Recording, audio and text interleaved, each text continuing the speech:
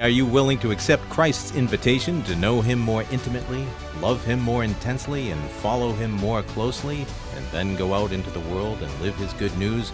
If you say yes, then you could be the 13th apostle. Join Dan Duddy and Tom Caffrey, the odd couple of Catholic radio, as they ride the radio waves 2 by 2 to share the goodness, beauty, and truth of Jesus Christ and His church. And now, ladies and gentlemen, the 13th apostle. Now, in our last episode, we introduced a new friend to you, our friends out in the audience.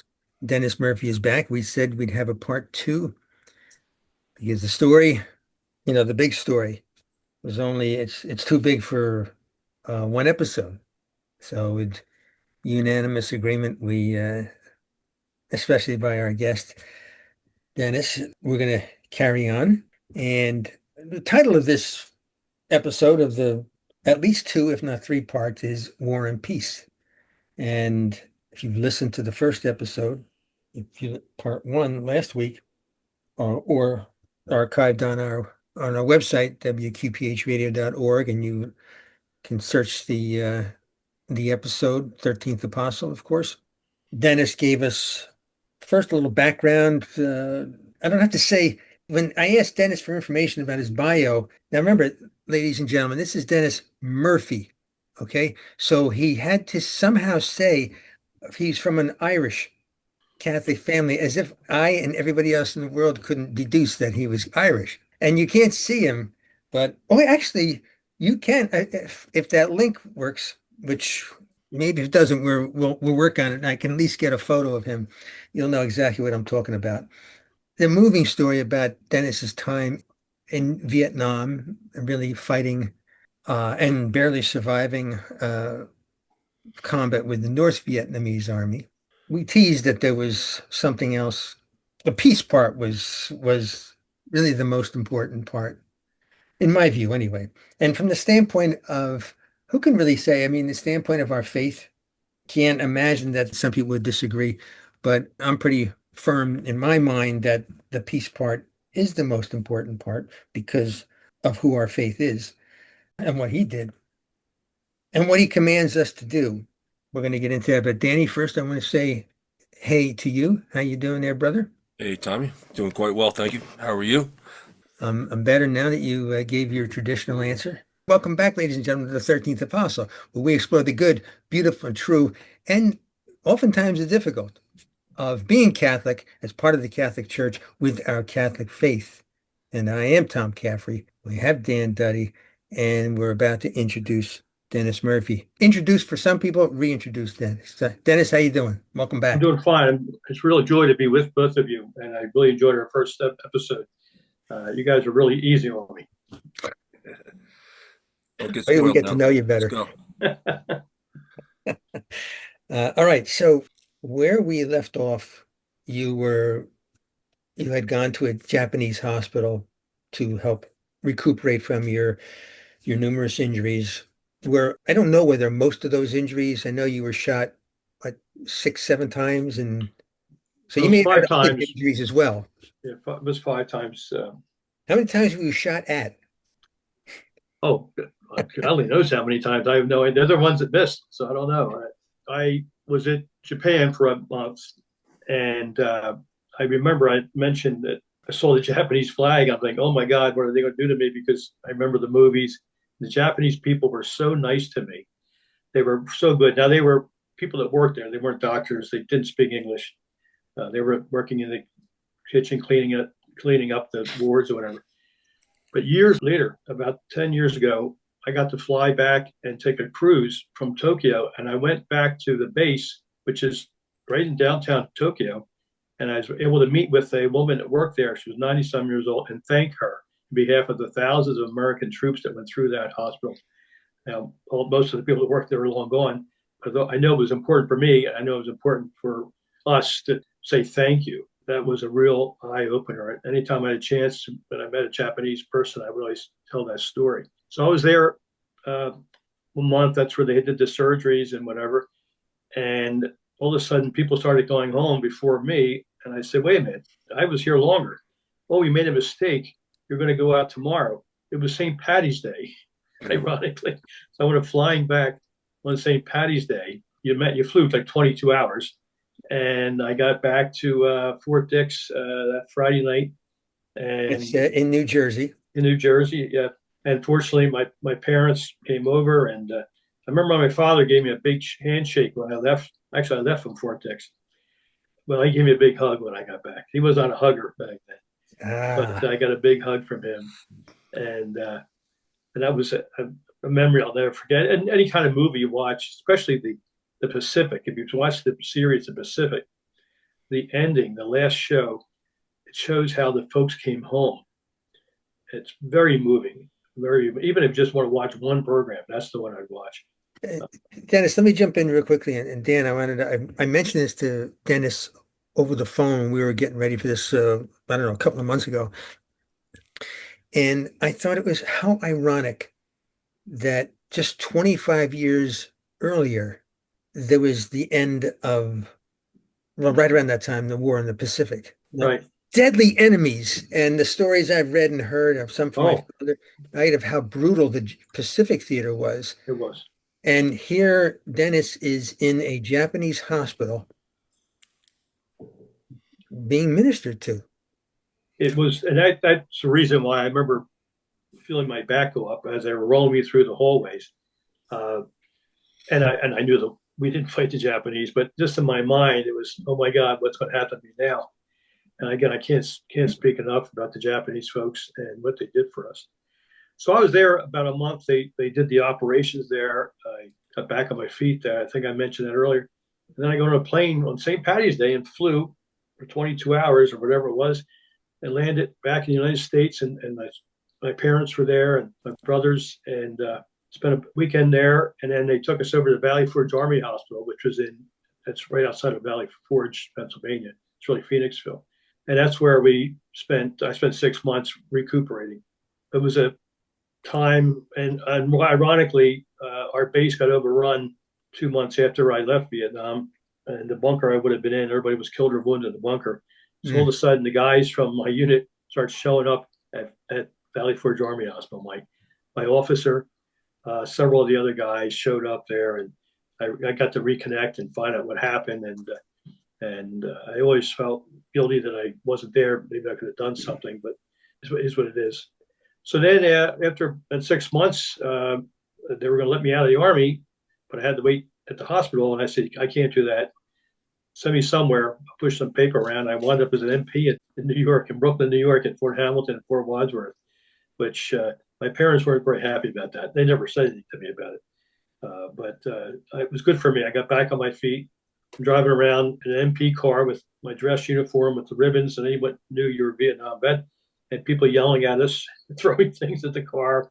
It was a time in America that was probably not our best time when it came to treatment of soldiers. I personally don't care, but people felt like they needed to vent their anger.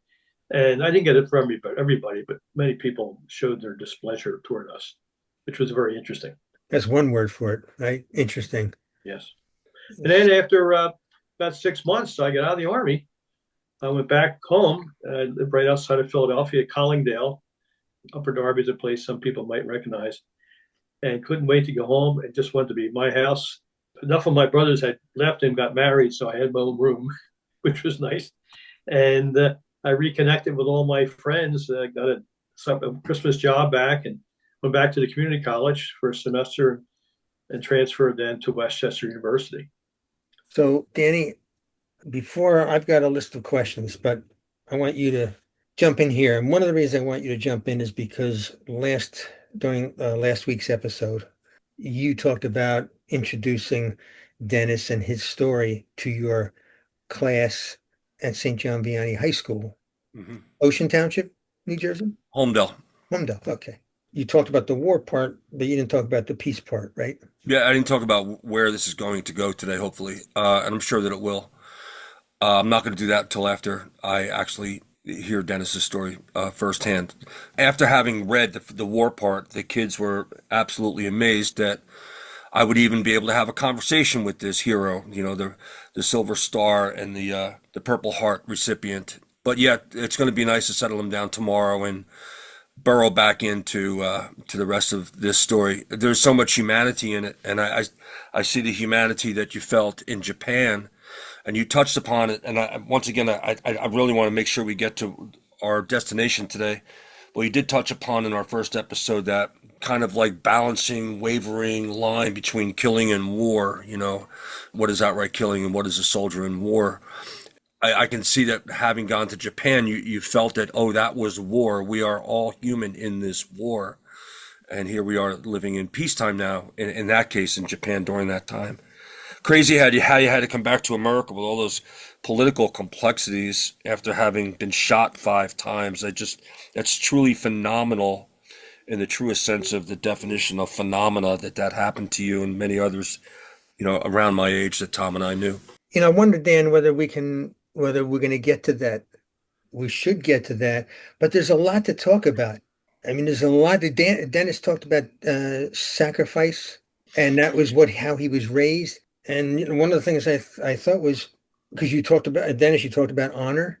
Do you think that's the right thing that everybody should go through? Is that the way? The ultimate way of sacrifice is by military combat? And is that the best way to achieve honor? Is that for you? Is that something like with children, you know, your children or whoever, others? How do you see yourself with others who haven't done military service? I see myself as not better than anybody and not worse than anyone, because that sometimes that comes my way. I feel like that was my mission at that moment in time. My family, my brothers, my family, I have so much of the military history, my fans, family, through and through. But no, I'd never, ever felt like this is the only way to develop honor and dignity in life. If anything, I think the patriot of the future is someone who provides jobs for someone, who does good works for those, who assist individuals that need our help. They're a patriot as well. They're no different than someone that puts a uniform on. Police officer, if you're a police officer, you have a uniform, you need to be better than everybody else. So no, I don't feel like you have to do that. That just happened to be where I was. And it's the roll of the dice. I could have easily been sent to Japan and learn how to drink German beer over there, which is actually what my plan was, but they didn't ask me for what my plan was. No, I think I did my duty. That's really all I can say. But talking about how I was when I came home, people were very, very nice in the family. Eventually, I got that job back at Corvettes. I took something over to a table, and I had a ring on that was made by mountain yards. We had liberated a village of mountain yards that would use this slave labor for the North Vietnamese Army. And they made these little trinkets. It was a red, white, and blue hippie-looking ring, which I thought was really cool. And I took the material over, and the lady said to me, "Oh, where'd you get that ring?" And you couldn't say Vietnam. You literally could not say it. I said, "Well, Southeast Asia." So were you in Vietnam? I said, "Well, yes." So she swung at me. I ducked. She said, "Because of you, my son's in Canada." And I turned around and walked away. We weren't prepared for that. Not that you should be prepared for that. But we just didn't fight back. We had people yelling at us. We had people, each individually, but our protest. We didn't push back. And I think that was okay. I don't think any of us needed additional aggravation. That was an eye-opener. Well, what did you think about people who opposed the war? They had a right to oppose it. We're in America. You have a right to your opinion. You have a right to burn your own flag if you want. You don't have a right to burn my flag. No, the protesters, the ones that went to Canada, they took a chance that they'll never come home. I mean, at the time, no one knew. So I would say I honored them, but I appreciate the fact that they were putting their neck on the line, because quite frankly, if you had enough money or enough connections, you could get out of the Army, you could get out of the military. Like I said, if I had $500, which I didn't have, which I would never have done that, but you could get out. So it's not as if people that got out were more honorable or less honorable. They got out. Dan, you got a question? No, I just think it's so honorable that you're saying what you're saying. You know, the paradox of taking bullets for America so that you can get swung at because we have the right to take a swing at you. I mean, that's heroic. My goodness, that's humility. Humility at its best. I don't have a question. I'm just floored by your service, true service from head to toe. But as a man.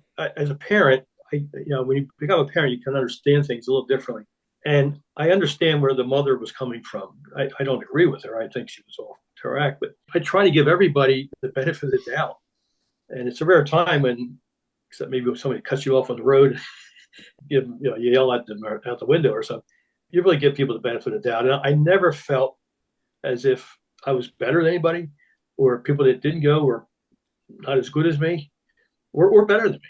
Some of them thought that, quite frankly. So that was a way of just getting back into the world. And that little episode at Corvettes was an eye opener. We didn't say anything. We didn't talk about it. We kept our mouths shut. We just wanted to get back in the world. I wore a jacket, a field jacket, because that's the only jacket I had. A lot of us did wear those. But I got back into school. I luckily got into Westchester. I got into a major education that I wanted to pursue, and graduated and got a job working in admissions and financial aid and student affairs with people, veterans in many cases. And that has just elevated my life to work with young people, faculty members, etc. I never thought I was ever going to do anything like that. And I had that opportunity. So fast forward to 1980, I was at Bucks County Community College and assistant director of admissions. And in walks a Vietnamese fellow. Now, I hadn't seen a Vietnamese person since I left Vietnam. And he came in, he had his papers with him. He was my age, so he'd be 75 right now. And he was in helicopter training and went back over in 73 to Vietnam. I don't think he actually flew in combat. The things were really falling apart about that time. Anyway, 75 when the war ended, he was turned himself in, and of course the Viet communists then took all the officers and put them in re-education camps out in the jungle. So he told me he got up every morning. They had to walk out, march out, whatever, in the jungle, cut trees down, chop up all the wood, bring the wood back, and before they could go to bed, they had to finish that job. The next day, they did the same thing. Every day. Then they had to put up with indoctrination from the communist indoctrination. So he said he and his buddy, they couldn't take that. They escaped, got back to Saigon, somehow got on a boat. They had their family. Obviously, they had some money, and they must have paid somebody off. And they got picked up out in the South China Sea, and he winds up washing cars at Reedman Auto in Langhorne. I mean, what an experience. I wish I had stayed in contact with them. Those days were, you didn't stay in contact like you do now. And that was an amazing opportunity for me to at least rub elbows again with someone that I was supporting and defending and trying to win a war for. And Reedman's is a big car Yes, dealership, sprawling car dealership in Pennsylvania. So yes, that's what people know. So I wound up eventually. I worked at Villanova. I'm now at Montgomery County Community College. In walks, and again, there were very few Vietnamese. There were some Hmong people living in West Philadelphia. A couple of Vietnamese students came in. We had a meeting with them, and nobody on the campus knew anything about Vietnam. My boss was in Vietnam, but outside of that, no one had any experience. And I wound up being in there with these 30 or 40 students for a long time. And by the end of the afternoon, we're all crying, and they all lost so much. They just got to the country. I became their surrogate Dutch uncle, whatever you want to call it. I even have a Dennis Nguyen. When he became a citizen, he took my name. I get a gift every year, Christmas time, from Lut Pham. He's a pharmacist with the VA, and he just sends me a gift every year. I was able to pull a rabbit out of a hat for him. He couldn't speak English when I first met him, and now he's a pharmacist out in Salt Lake. So I had this great experience, and I reconnected with some of those students. If I showed you a picture of the young ladies, now they're much older than they were. I had pictures of me with the students in the middle, with everybody around me back in the day, and I'm going to be meeting with that group shortly. I haven't seen them in years. So I had that experience. Fast forward, I'm at Rosemont College, and in walks another Vietnamese student. She happened to be a North Vietnamese student. Her father was in the North Vietnamese Army, and that's when my back really went up. And I said to myself, "Okay, God, you got to get me through this. This is a little close to home." Fast forward, the father comes over, gives me his uniform, and my wife said, you can't sleep in the house with the uniform. I said, I don't know, and I don't know if I can or not. Well, I can. And I did. I gave him one of my uniforms. And it was an experience. Hold on, Dennis. You through this student at your college, you got to know her. You found out that her father was in combat, and she described his suffering. Yes. All right, of bodies exploding in front of him and the difficulties he had after the war. And then she connected the two of you. She was the translator for the two of you. Yes. Right? Yes. She's now a citizen of the United States, which I'm proud to say. And how long did it take before her father came over? And we had Skyped or Zoomed or whatever it was. I think it was Skyped at the time. And I said to him, and people in the service, people playing ball, they like uniforms. And I said to him, do you still have your uniform? Because I could probably say I could put in my uniform. He puts it on in the telephone conversation. And I said, well, that's really great. As a matter of fact, you can see that here is the hat. Right there. That's a hat. Our audience can't see it, so that's a hat of the North Yes, Vietnamese. you can see the communist star on it, which again really kind of brought memories back to me when I first saw the uniform. First of all, I thought he was going to show it to me. I couldn't imagine anyone would give the uniform away. Yeah. But he said that he didn't need it anymore. That was his line. He didn't need it anymore, and that was a gesture that. And I said in an article in the Inquirer that basically God was giving me an opportunity to see what I was made of. I think I passed the test. He was not a religious person. He was not Christian. He was not a Buddhist. He was an atheist. And he really brought the Lord to me by giving me a chance to see what I was made of. And I thanked him for that. And I'm still in contact with his daughter. I got to say one thing so our audience has a better understanding of background. As you and I were getting to know each other, one night I was home and I watched a movie, and the name of the movie is The Last Rifleman. That stars Pierce Brosnan. He's an retired British officer, and he's in a nursing home, and he wants to get I think the 75th anniversary of D-Day is coming up, and he's desperate to get over there and be with his mates for that celebration. Little does he know that he's the only mate left. Yeah. And in order for him to get over there, he's got to take this means of and he escaped from the nursing home, by the way. And there's bulletins out around England trying to find him. His only way of getting over to Normandy, he sees the bus that somebody's arranged for him, and it's a German bus. Friends, this is World War II, and he's a German bus. And he gets on there, and it's about a German soldier, obviously 75 years old, let's say, is there. And that scene was powerful. And I emailed you about that. And that's what led you to tell me the story about you and this North Vietnamese soldier and the difficulty in the beginning and what ended up happening. And he was in the same area as I was. He could have been 30 miles, 5 miles around the corner. And he was there for the duration. The North Vietnamese walked down the Ho Chi Minh Trail. If you know anything about history, that was the main conduit for the soldiers and the equipment and all. And we bombed the heck out of that darn thing.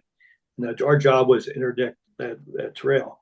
It wasn't a trail. It was multiple roads and things through the jungle. He had to walk down. They gave him 40 bullets. That's it. And a couple months worth of rice.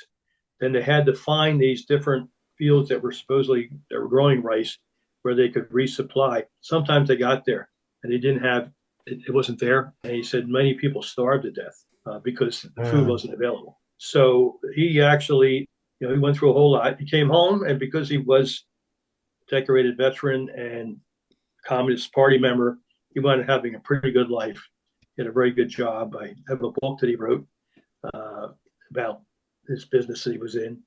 And he also talked about this book called Sorrow of War, which the name of the author is not in my mind right now, but the book's behind me. And it's translated English and certainly Vietnamese. And if you read the English part, every page is pain. Someone's not going to make it. We're there to die. We're from the North to die in the South. They were in it for the duration, just like we were in World War II. uh, in the Civil War and the Revolutionary War. So it was quite an experience. I'll never forget it, of course. Dan, you want to jump in for anything? Yeah, I know we're winding down on time here. There was a lot to be, I think, to talk about.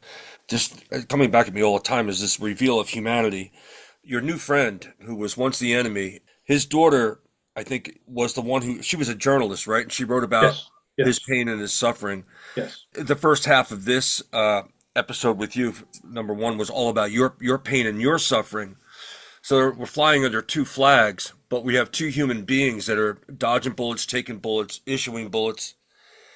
And then we jump into Japan again, and now we're no longer enemies with Japan, and the humanity flourishes again. From what I've read is that you feel you have a friendship now with this ex-enemy. Amen? And yes, unfortunately, he just recently passed away, but I did have it before he passed. And I still have it with his family.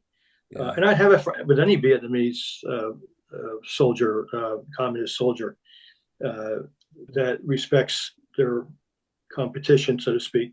So no, I feel, and again, if I really believe in God, and I trust that I do, then you have to do this. You can't hold a grudge.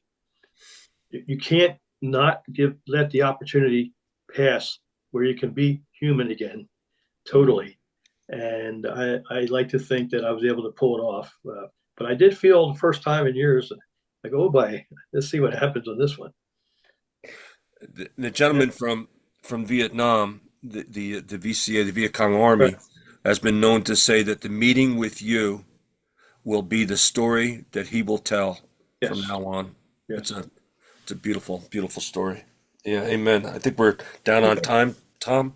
Yeah, friends. I think, Danny, I just have a sense that we're not finished with this. I agree.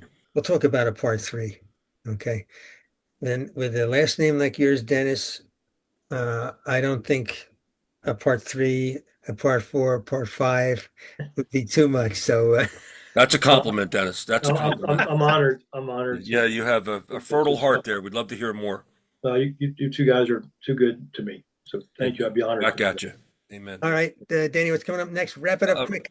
All right, stay tuned, folks, for the Angelus and your prayer intentions with Peter and Jemmy. WQPHradio.org. Thank you, ladies and gentlemen, for your support. Great friends. Thank you, Dennis. God bless you. God bless you, Danny. God bless you, Tommy. God bless you all. God bless you, Dennis. Thank you, brother. Thank you. God bless you. Thank you for listening to the 13th Apostle with Dan Duddy and Tom Caffrey. For more information on Dan, visit his website at www.danduddy.com or email dcduddy@gmail.com. Tom's website is faithpilgrims.com or email trcaffrey@faithpilgrims.com. How about you? Will you be the 13th Apostle?